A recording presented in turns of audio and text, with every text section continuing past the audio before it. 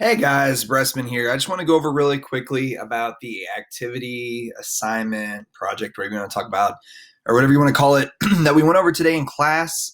So what it is, it's an observation experiment. Now, this is going to be what we call, or what I call a thought experiment, in that you're not going to actually conduct this experiment.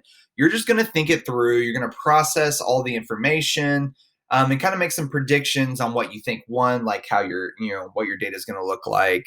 And really what I'm looking for here are a couple of things. Okay. So we've been learning in class about people's ability to make observations, and I'll have a separate video on that with all the notes about that, as well as uploading those to my teacher notes. Don't forget, guys, you can always check the teacher notes for any notes that we have in class. I'll have it in there with maybe some extra details, just in case things that I've said in class, you might be important. I'll try to include that within my teacher notes as well. But again, this observation experiment is going to look at what factors can affect a person's ability to make observations. And the reason why that's important is because in forensic science, eyewitness testimony is a big part of any crime or case. And so we need to look at what are some variables that can affect somebody's ability to make accurate observations.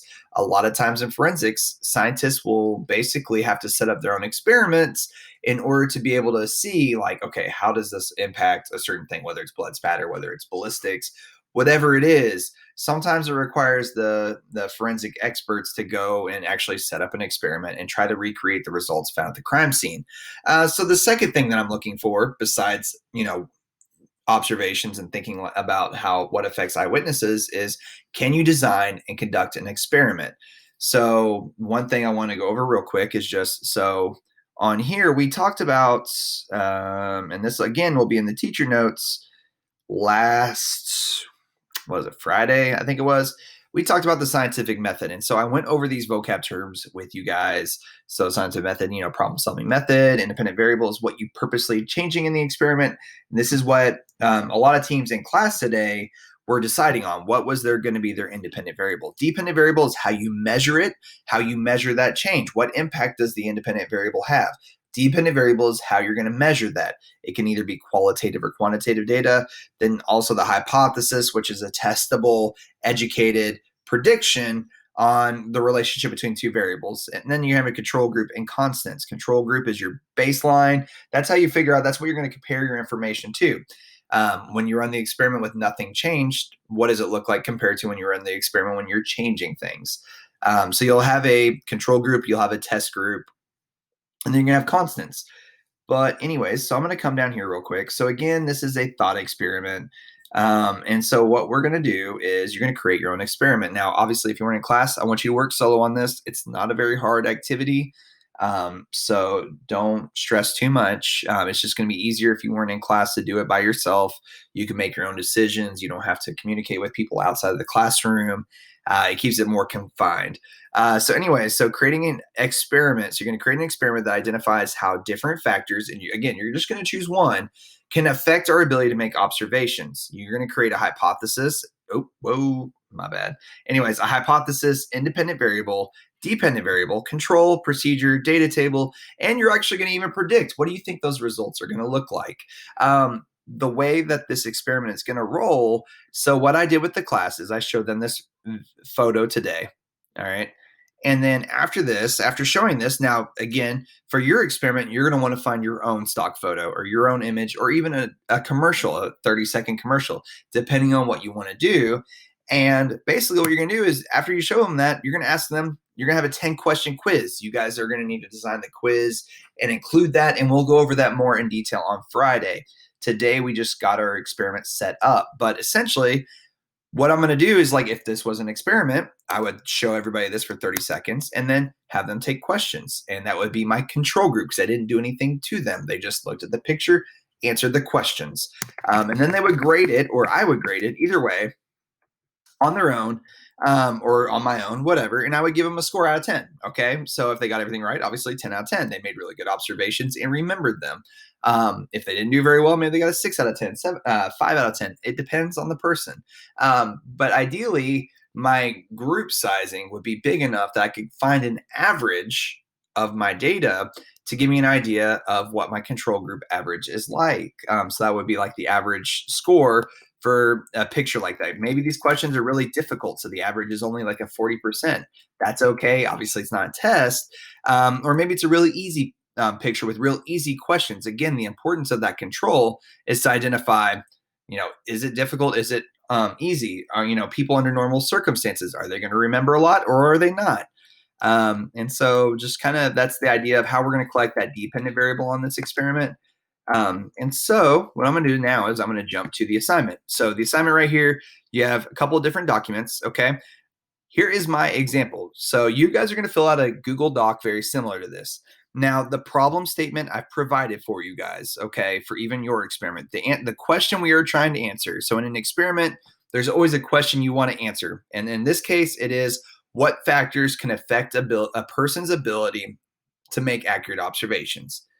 Again, going back to and thinking about eyewitnesses, what factors can affect their ability out in the real world to make accurate observations? So my hypothesis was if you alter the lights at a fast pace, similar to strobe lights in a club, then the person's ability to make accurate observations will decrease. So you guys can follow this similar template, obviously. So for example, lights similar to strobe lights in a club, that is going to be my independent variable. That's what I'm purposely changing in this experiment. That is my IV or independent variable. So I'm going to even highlight that. All right. And then this down here, it's going to affect, and then what is it going to affect? Well, my dependent variable is person's ability to make accurate observations. This is my dependent variable. And we're going to identify that in more detail here in just a sec. But again, it's a prediction because I think it's going to go down. Because if I were to take a strobe light and flash it in someone's face while they're trying to look at that picture, they're probably their senses are going to be overwhelmed, and I think that their ability to make observations is going to decrease. I don't know for sure, but that is my prediction or educated guess based on my own experiences, things like that. And then we come down here: variables, controls, and constants. Independent variable. What are you changing on purpose? In my situation, it's the lighting. Okay, I'm adding that strobe lighting to the situation. My dependent variable is the percent accuracy of observations. Now, more than likely, your dependent variable is going to be very similar, if not the same as mine. Okay, you're going to probably want to set up and design a quiz that's related to your picture or your video or whatever. And you're going to want like 10 questions. It makes it easy to find a percentage. And that's how you're going to measure their ability to make accurate observations. And then my control group. So again, this is not my test group. I'm going to have students in class. There's going to be 28.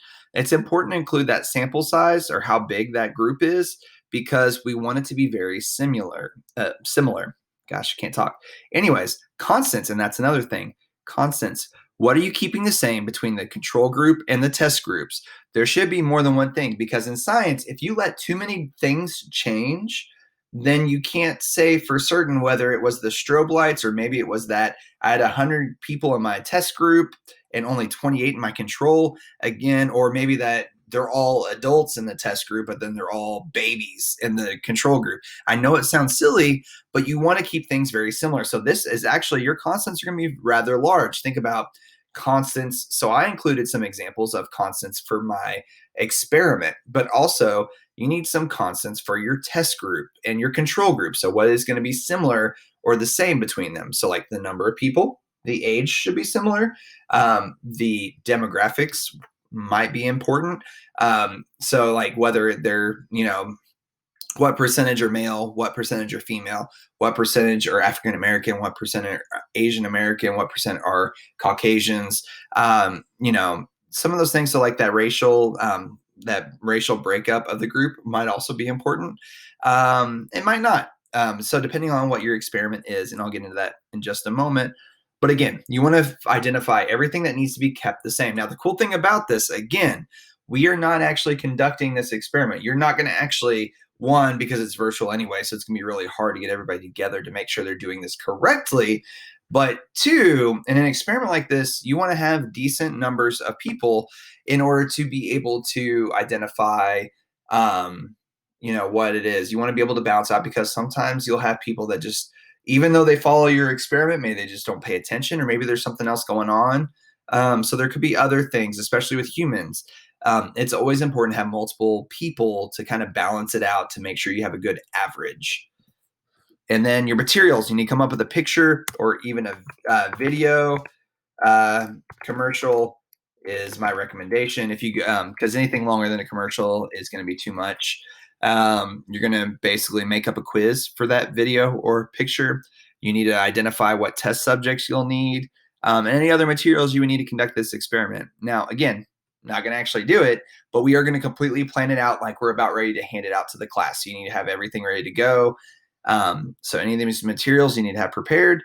And we'll talk about that more, what that looks like on Friday. On Friday, we're going to go over the procedure, how you're going to do this step by step. I'd recommend having 2 procedures, one for your control group and one for your test group.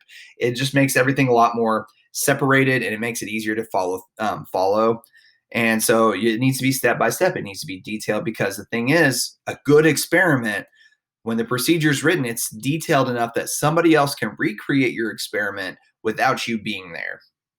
That's one of the important things in science, is that you can recreate these experiments. And then moving down here, there's data table and the conclusion. We'll talk about that more on Friday. So I'll get more information to you guys. One more piece of information before I go. If you need help coming up with ideas, both third period and fourth period, you guys work together to come up with some ideas. I put them on a Jamboard for you guys. All right. So these are a whole bunch of different ideas for independent variable, things that you could change that would affect a person's ability to make observations. Now, you are not stuck with just this. So, like something that was not on here that we came up with today in class is that people with ADHD, so maybe, or, well, sorry, rewind a little bit.